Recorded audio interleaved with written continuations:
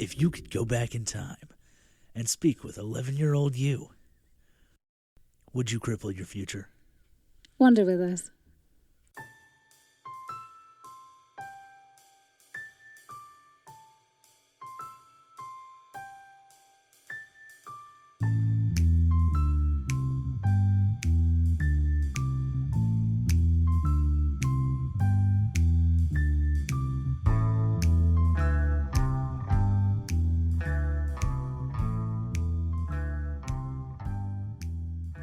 I'm Bethany. I'm still Konr. And this is Wonder with Us. It's still a podcast. Talking about the Twilight Zone. New episode, though. Yup, episode 5. Walking distance. This episode originally aired October 30th, 1959. Directed by Robert Stevens.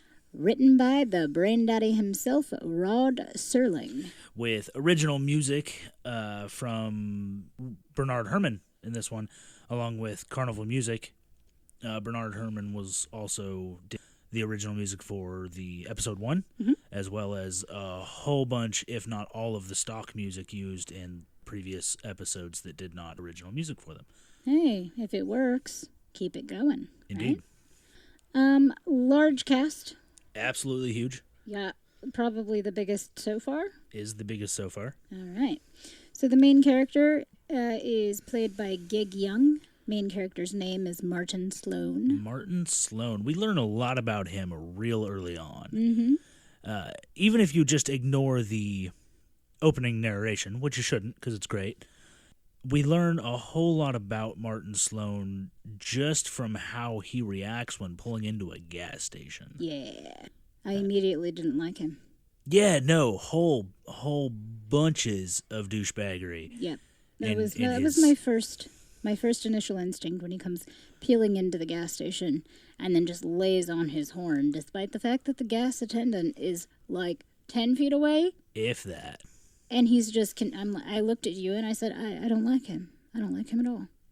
And I agreed. And I still agree. I don't like him as a character. He, throughout the entire episode, just repeatedly does things that make me think not an intelligent or patient man. Sure. However, we learn that this is largely because he is a big-time New York businessman. I believe he was president of a marketing agency. CEO, Chief Executive Officer. The big wig. Whatever that means. Yeah, so moving on down that cast list, his father, Robert Sloan, was played by Frank Overton. Should we run through the cast immediately, or should we introduce the cast as their characters come up in the show? Well, we did that last time, right? I like that. I think it seems appropriate as we're talking about them to reference them. But I had the list here and I was continuing on. So, because the next person we actually meet is where are my notes? Where are my notes? Sheridan Comrade? Bless you. Comrade? It's difficult. Comrade, who plays the gas station attendant standing 10 feet from Mr. Sloan's car. You gotta cut that. Not gonna happen. He is in the casting notes as gas station attendant. His character does not have a name, but we do know that he attends to the gas station. Yeah, that information is all given to us, written down. It's great. And on screen. Mostly on screen. Mostly. But also written down. Yeah, so, dude, opening scene, Martin, slides down this road and peels into the gas station. All kinds of dust everywhere. Because we're on another dirt road. Yeah. I mentioned that earlier, too, the theme of the dirt roads, that in a majority of these 5 episodes past, there has been a lot of dirt roadage, or the beginnings of the episodes on dirt roads. There seems to be a theme of dirt roads leading our main characters to the place they are to be. Yeah. Which is fun. I like dirt roads. Yeah. I don't like Martin Sloan peeling into a gas station, throwing dirt all over the place, and then dusting his suit off angrily as if the gas station has wronged him by getting him dirty from the dirt he threw into the air. Yeah, but that therein tells the beginnings of his character, you know. Indeed. So we move on from him being just a total unfriendly person. It gets better from there, though, because after he dusts himself off angrily, he lays on the horn. Yeah, you mentioned that. Did I? Earlier? Huh? Okay. He lays on the horn. Dude's like maybe 10 feet away from him. Super annoying. Don't like him. Moving on. He asks to get a fill-up on his car because they are clearly in a place where gas station attendants are still a thing, which is always fun. There is brief discussion about nothing. I'd like to make a note that gas station attendants are still a thing in Oregon. From the gas station, after this conversation where he asks for a fill-up, he gets out and goes to a cigarette vending machine, which apparently was a thing. I saw one once. Where? In a truck stop somewhere in the almost south. Oh, I don't okay. remember the state. Good descriptor. I remember it was a truck stop, and it definitely didn't work. Mm-hmm. It was pretty run down, but it was there. Like a relic. It made me very happy to see. So, cigarette vending machine. He then grabs the smokes, turns around, chit-chats with the dude, which by that point a fill-up on his gas tank had become a... Oil change and a lube job. There it was. And I don't know how that exactly works from filling up the gas tank to doing actual car work. As I understand, that was a thing. Okay. That was a thing that gas station attendants used to do. Very different from nowadays. Yeah, you literally could not pay me to let a gas station attendant around here change my oil. Uh-huh. But not a chance. They were essentially like mechanics and whatnot, right?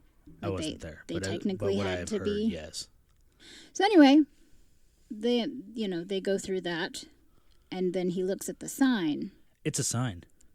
What was the name of the town? 30 feet in front of them. Was it Homewood? Homewood, yes.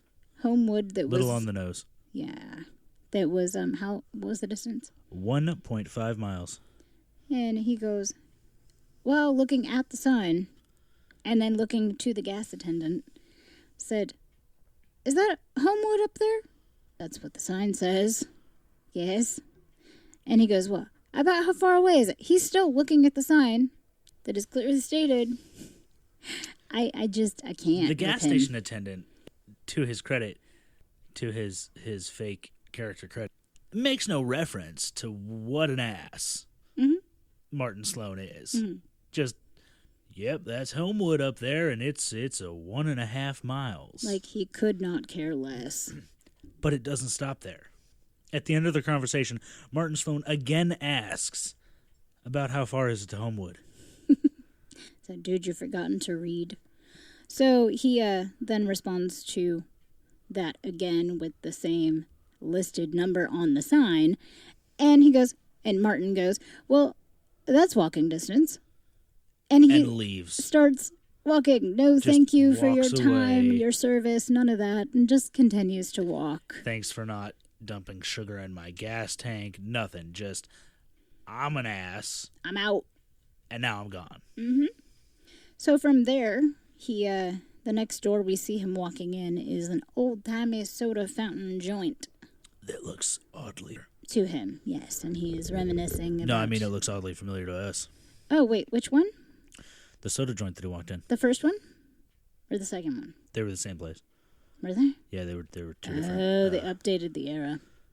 Spoilers! Oh. Yes. You can cut that out in post. I will not. It was the same restaurant. Or soda shop. Soda shop. So he goes into the soda shop and he's reminiscing about the good old days and how he used to spend most of his childhood summers there and how he could get a chocolate soda with 3 scoops for a dime. For a dime. Mm-hmm. He speaks with Charlie, played by Brian Folger, for a bit while reminiscing about the chocolate soda with 3 scoops for a dime. He then orders a chocolate soda with 3 scoops. Mm-hmm. And Charlie, to all of our surprise, says, that'll be a dime. Yeah, that's also like one of the first times we hear him speak. Because really it's just Martin blathering on. So he may have said something before that, but it wasn't of relevance enough to catch my attention. To register. Yeah. But he's quiet the whole time, and then he tells him it'll be a dime. And he's kind of looking at him sort of bemused. throughout this entire rambling. Informs him that he'll lose his shirt charging those kind of prices. Right. And Martin, subsequently my favorite phrase from the episode. And Martin then hands him $1, and Charlie, bless him, says, well, that's $1. And he gets up, having not finished his soda. We can't get to the point where he walks out yet. Because you're about to bypass over my favorite scene from the entire episode. But can I finish that point really quick? If you must. Okay. So he doesn't finish his soda, hands Charlie $1, and leaves. You can continue backing up to your scene. Go on. Anyway, while talking to Charlie, he mentions that one of his fondest memories from this soda shop was Mr. Wilson. Mr. Wilson fell asleep in his chair. I guarantee you that's what it was. It was. I wrote. While talking to Charlie, he informs him that one of his fondest memories from working at spending time at the soda shop was Mr. Wilson sleeping in his big comfy chair in the back room. Mm-hmm. In the stock room. Mm-hmm. After not finishing his soda, which the entire time he is consuming this soda, he is shoveling spoonfuls of ice cream and soda into his mouth and talking. I was intentionally trying to tune that out and not pay attention. It's so brutal. So much mouth sound. Just like that. Sorry. Stop it. So he doesn't finish his soda. He leaves. Martin leaves. And then we see Charlie. We see Charlie walk to the stock room, lightly knock on the door. When there's no answer, he opens it to reveal an old man sleeping in a recliner. Mr. Wilson? We're going to need more chocolate syrup. And he stirs and, I'll get around to ordering it this afternoon. And promptly falls back to sleep as Charlie closes the door. End scene with Charlie. Charlie's done. We don't have any more Charlie. We don't have any more Mr. Wilson. That's okay.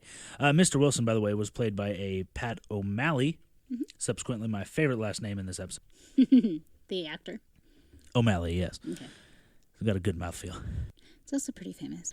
But anyway. You say so. So where do we go from there? So he leaves the soda shop and then goes to the park. The park with the carousel, and it's summertime. And no. Oh, We're not at the park yet. My bad. I'm jumping ahead. I'm rushing this episode. So goes from the soda shop to sidewalk. He's walking around the neighborhood. Yeah, it looks like some residential area. Yeah, walking around the neighborhood and naming off as he's going, just talking, naming off the names that lived in the houses. Like, this is such and such. The Wilcoxes. Yeah. So-and-so. So many. And then he stumbles upon a little boy. Who is playing marbles, sitting on the curb, playing marbles with himself in the most depressing scene of childhood summer I've ever seen in my life. Uh-huh. But the little boy has to get his attention. And so he repeatedly, hi, hi, until Martin. Absolutely obnoxious. That was pretty spot on, though, yeah? I'm pretty proud That was of pretty myself. spot on. I was talking about you, not the boy. Well, but, anywho, yeah, super obnoxious, and that gets Martin's attention, so he proceeds to sit down with him on the curb. With the Wilcox boy, as he is labeled cast. And discuss, oh yeah, who was that played by? That was played by one Ron Howard. Oh, he's famous. Fairly. Although he is listed in the credits as Ronnie Howard. Because he was 4 years old, and this was his first on-screen performance. Yeah. Yes, or it was. At least it's credited It as is that. credited as his first on-scene appearance, and frankly, it's probably okay that you can't easily find the connection there. Not that it's difficult to find the connection there, but it is not a good... It's not a good moment for a career, given he's 4. Mm-hmm. Still has all his baby teeth. I will grant lenience to the poor acting of a 4-year-old. I don't know how old Daniel and Emma and fucking Rupert were when the first Harry Potter was filmed, but holy God. They weren't 4. They weren't 4, and holy God. Ron Howard did better than this. They grew as people. The point and is as actors. That little Ronnie Howard grew up. Thank you for your service to this country, Harry Potter cast. Yes, indeed. Great work. He grew up to do lots of great things in film and really stayed in the business, but as it was, this was noted as his first on-screen performance. At 4 years old. Moving on. Impressive. Martin sits with him on the curb and starts picking up his marbles, which if it were me, I'd be a little pissed. I'm playing a game of marbles, somebody comes and starts picking them up, that's not okay. I'd be far more disturbed by a 50-year-old, 45-year-old man sitting down with a child on a sidewalk and touching his marbles in general, yeah. Anywho. I don't know, it's in black and white, I couldn't see the color of his marbles. Picks up the marbles and starts talking about, back when in my day, these had names, and the steelies that we'd get off the steel ball bearings. Yeah, steel ball bearings that we get off the automobiles, we called them steelies. And the clear ones that we could see through, we called them clearies. Super original, dude. What's your point? These children. Mm-hmm. Superb. Yeah, I do appreciate that the Wilcox boy, as he is listed in the cast, is very mature, but also that matter of fact as a child as only a child can be. Yeah, sure. I mean, we still have names for him. Sure. That's his response. Sure. And then he sits down and goes, I used to live in this neighborhood, and points across the street to the Sloan House, which is what the little boy calls it, the Sloan House. And he goes, you still call it that? And he goes, well, sure. And then he continues to say, well, I'm Martin Sloan and blah, blah, blah. He goes, you're not Marty Sloan. I know Marty Sloan. And then you're not him. Runs away. As he should have in the first place, being, as we know now, a young ginger boy sitting on the curb in direct sunlight. He was just looking for an out, and he found it.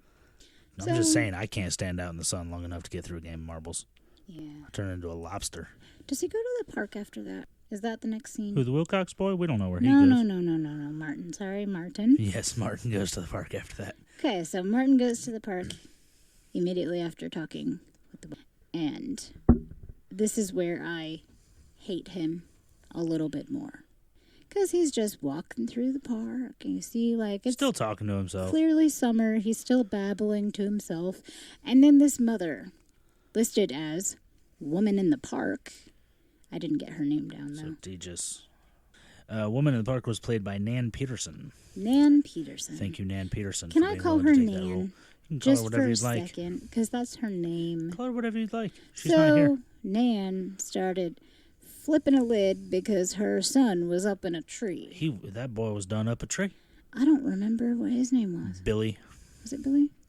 Hey, he was acting like a Billy. I'm not sure what that means, but she was hollering. Billy knows what that means. She was hollering. Plosives. Get out of that tree. He's not listening to her because he's up in a tree.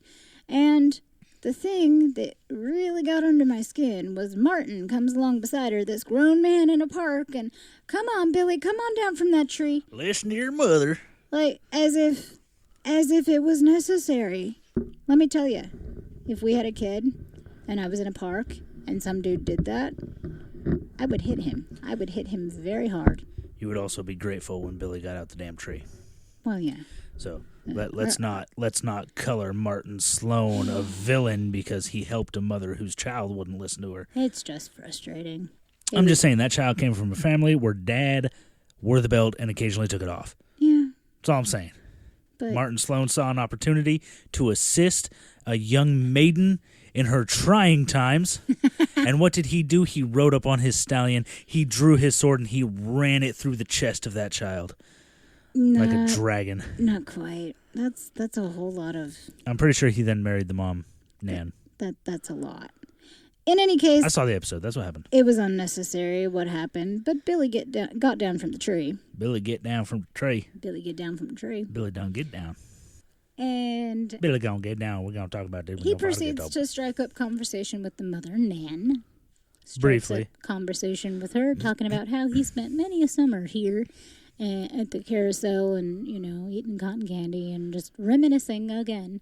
Enjoying the sun in the summer. And he looks over, and it was was it the bandstand or the gazebo? It was the gazebo while he's telling Nan that when he was 11 years old, he carved his name into the front post. Mm-hmm.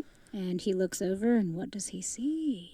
He sees a child with a knife defacing public property The first like a post. juvenile delinquent. So, of course, he walks over there. And the camera then focuses in on the name. And it's Martin. It's Martin S. Sl. The L was written. The rest of it was not. And it is at this point in the episode where Martin Sloan starts making a lot of decisions based on an unfinished carving by an 11-year-old boy. We have no proof at this moment that this 11-year-old boy's last name isn't Slythe or Slith Something else. or Suitor or Suture L. or that L may have been an incomplete U. Well, yeah. It may was have definitely an L, though. maybe. I'm gonna start calling you Sloan because you're jumping because we don't know. Martin Sloan doesn't know. What he knows is he found a child carving the name Martin. And then he becomes all hasty-like. I don't know what you mean by hasty. Like he becomes a lunatic. Yeah, it's decision-making. I don't think there's anything rash about what he does except for the fact that he's got no basis for doing it. So what he does then is Martin. Does he say his last name? Are you Martin Sloan? It says, "Are you Martin Sloan?" Yeah. It's Martin, and the kid turns around, as kids do, and he immediately believes he's in trouble. I'm sorry, mister. He's defacing public property. Somebody needs to beat that kid. Lots of other kids have carved their name on this post. Make him pick his own switch. And then he... Don't beat your children for doing dumb stuff. Right. It's not character building. Unless they deserve it, which they don't, so don't. Thank you. Unless you've got a really good reason, which you don't, so don't do it. Thank you for that PSA, love. So yeah, he jumps off then, thinking he's in trouble, and hauls Butte home. Runs away. Mm-hmm.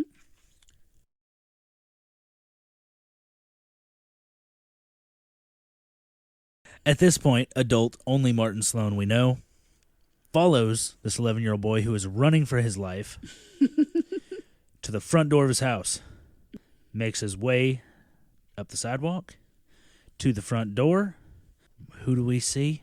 This dude we've never seen before. It's not a huge pull. At this point, we meet Mr. Sloan, who's got a first name. Did you get his first name? Robert Sloan. Robert Sloan. Played by Frank Overton. Overton. That's an all right. That's not bad. It's got some meat to it. Who would like to know who this man is on his front porch is not concerned that this man appears to have just chased his child home, but is rather polite. Well, he might have not gotten there in time to see it. Oh, he knew. Who says the kid didn't cut through the yard to go to or something? He knew. Anywho. Could see it in his eyes. He knew. He's trying to get some information from Martin. Martin is thrown aback, which kind of led us to believe that maybe his parents in present day are now, because that was the implication. He and he seems, kind of thrown a little bit by seeing his dad, and they converse, and then his mom comes to the door, and Mrs. Sloan, played by Irene Tidrow. She's not given a first name. She is Mrs. Sloan, Robert Sloan. And then he gets even more sort of fanatical and crazy because he's like, "Mom, don't you recognize me? Don't you recognize your own son?" It's me, Marty. Yeah. His parents are understandably distressed by this and want confused. him gone because he's a madman. And Dad Sloan closes the doors in his face. Mm-hmm. This is my favorite part about the episode overall, is that from here, his dad, his alleged father, slams the door in his face. Martin Sloan leaves the house. Next scene, it's nighttime. Mm-hmm. And where's Martin Sloan? He's in front of the house. Again. He's just... as if he had not left. Without the narrator, we have no context as to this man walked around. Did we miss the car? So he goes to leave off the front porch when they make him leave.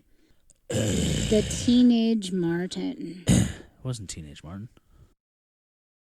It was teenage Martin because he had a brand new car that I didn't write down that was super fancy and brand new in 1934. And my dad just bought it for me. He's listed as teenager, but he was in their driveway. He looked like their driveway, but what do I know? Teenager, anyway, point being... Let's back this up. I assume that's him. I was under the impression that that was him as a teenager because he had stated that he had a car just like that. It would make sense that if he's met the younger version of himself, that he'd also meet the teen himself. But I don't know. Right, but then we're talking about multiple time loops. Yeah. We're talking about at least 2 time loops in the span of 30 seconds. Yeah. I don't know. And while that may be the case, because a lot of things can happen in the Twilight Zone.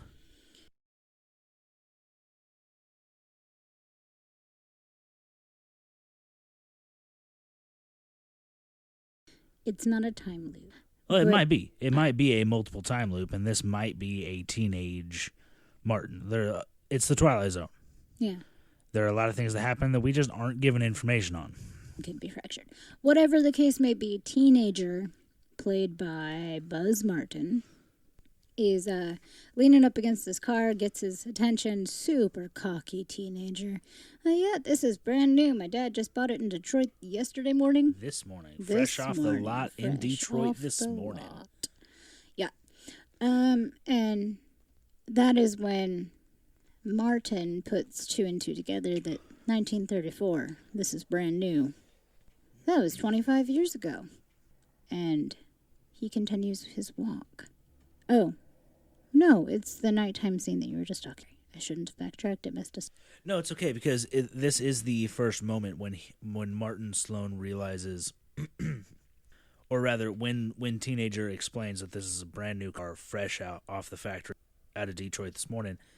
This is the first time Martin seems to have any clue what year it is, that there's something weird going on other than he met a kid named Martin Sloan. He's pretty sure he just saw his parents.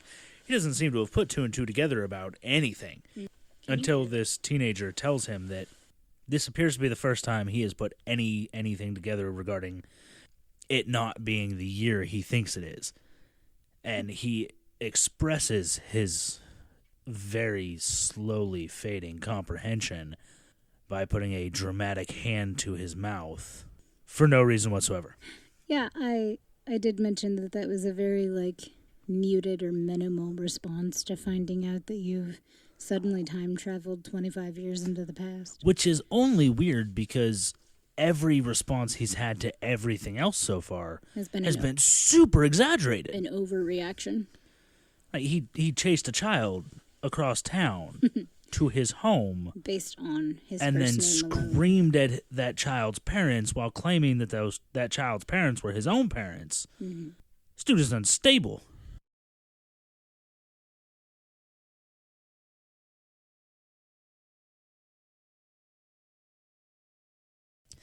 Next scene we see is Martin Sloan standing outside of his parents' house again. Mm-hmm. It's nighttime. Mm-hmm. There's a good narration by somebody. Sterling, who does the narration? Well, I assume it's Sterling, but I don't have confirmation of that. In which he states, a man can think a lot of thoughts and walk a lot of pavements. Walk a lot of pavements? Mm-hmm. Is that actually what he says? That's what he says. That is grammatically painful. So a man can think a lot of thoughts and walk a lot of pavements between afternoon and night. And to a man like Martin Sloan, to whom memory has suddenly become reality, a resolve can come just as clearly and inexorably as stars in the summer night. Martin Sloan is now back in time, and his resolve is put in a claim to the past. Or his resolve is to put in a claim to the past. Mm-hmm. And I like that. Yeah. It pretty well summed up what we had learned. It also gives us the clue that he may have walked around a bit. He didn't just stand on the sidewalk outside of these people's house for 8 hours and wait for the sun to go down so he could try again. It gives us a little more depth, a little more to go on. So once again, he decides. Actually, he doesn't decide. He walks around the side of the house like a creep. Mm-hmm. At night. Picks up a baseball glove and then walks around to a bicycle that is presumably the child Marty's. Mm-hmm. And starts dinging the bell. Starts dinging the bell outside the living room window. At night. Just dinging it constant. Much like the car horn. Just constant. In a slight moment of potential horror movie, a hand grasps his arm while he is ringing the bell. That was really well done. It was very well done. The camera pans over, and it is Daddy Sloan. It is Mr. Robert Sloan, who seems fairly unhappy to see him back at his house playing with his son's toys. But his face never changes. No, and he never blinks. Ever. And that was the creepiest part of his character for me. In the entire episode, I don't think he blinked once. I want to go back now and rewatch it to confirm that. But, I mean, not right now, but That's later. good because we're recording a podcast right now. Right. But, yeah, it was creepy because they do a lot of extended shots on his face and he does not blink. There's just nothing. There's no emotion. There's no soul. It's like he's wearing a mask.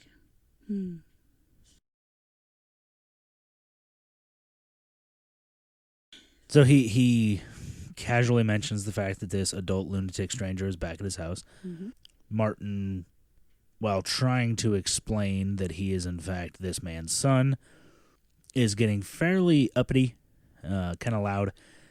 Robert, excessively loud for that kind of neighborhood or night. the hell you mean that kind of neighborhood? Robert, in a very adult, mature moment, suggests that Martin, that this person claiming to be Martin, is probably sick, probably needs some help, and he doesn't want nobody to get hurt. He doesn't want there to be any trouble.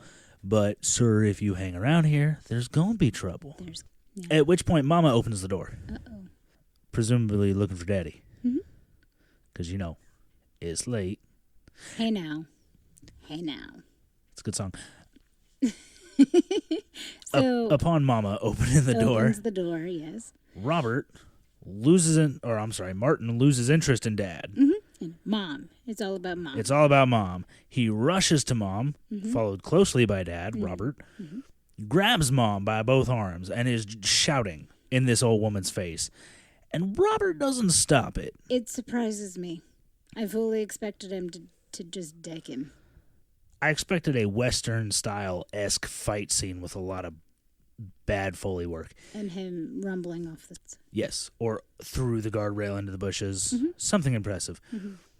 It doesn't happen.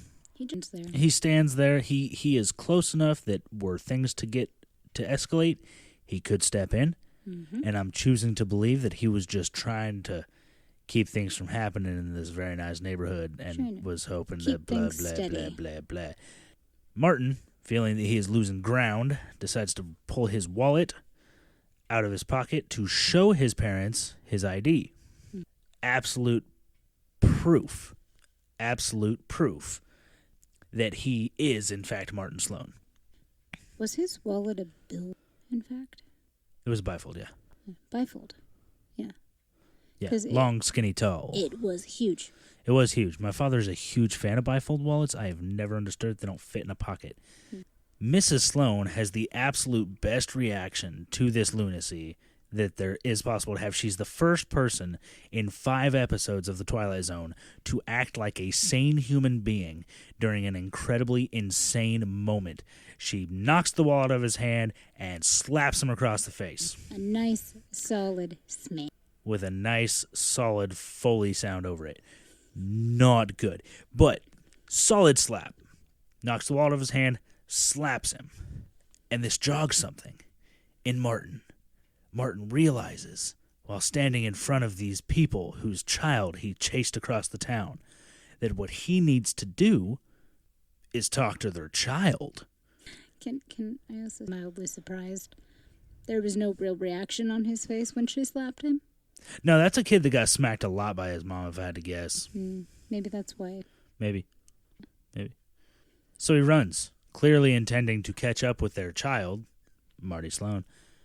They seem okay with this, though. It's also night. Yes. It's dark.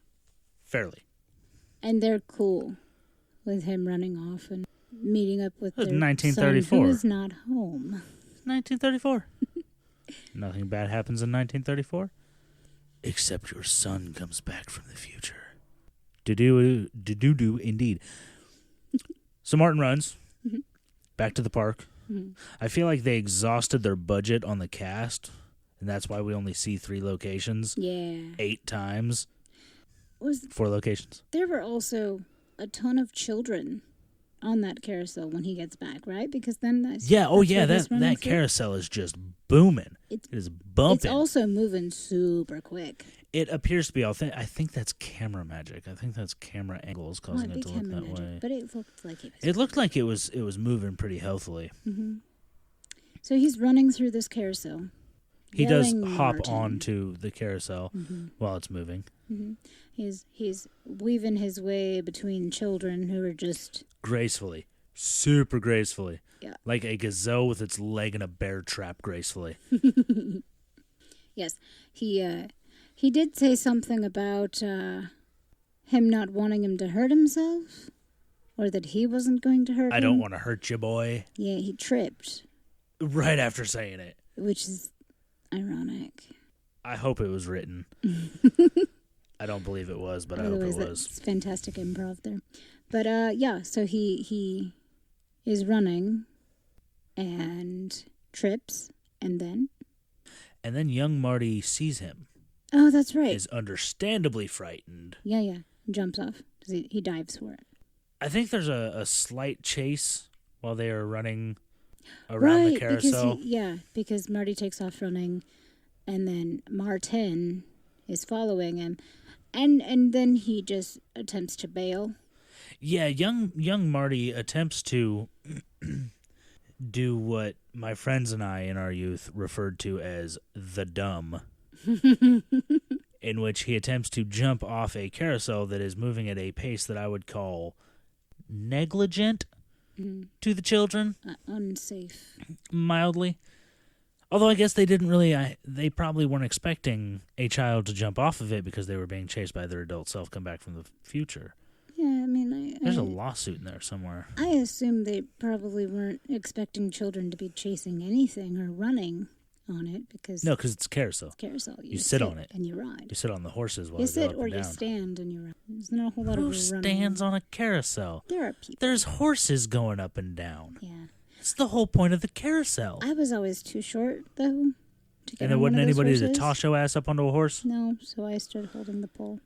Okay, well, I take it back. Sad Ron Howard is the second saddest childhood thing I've heard today. So, young Marty dives for it and gets his leg caught. Maybe his leg gets caught. It's definitely stuck on something. We don't see that, though. What we see is him dive, the camera cuts, he screams, and he's laying on the ground. Yeah.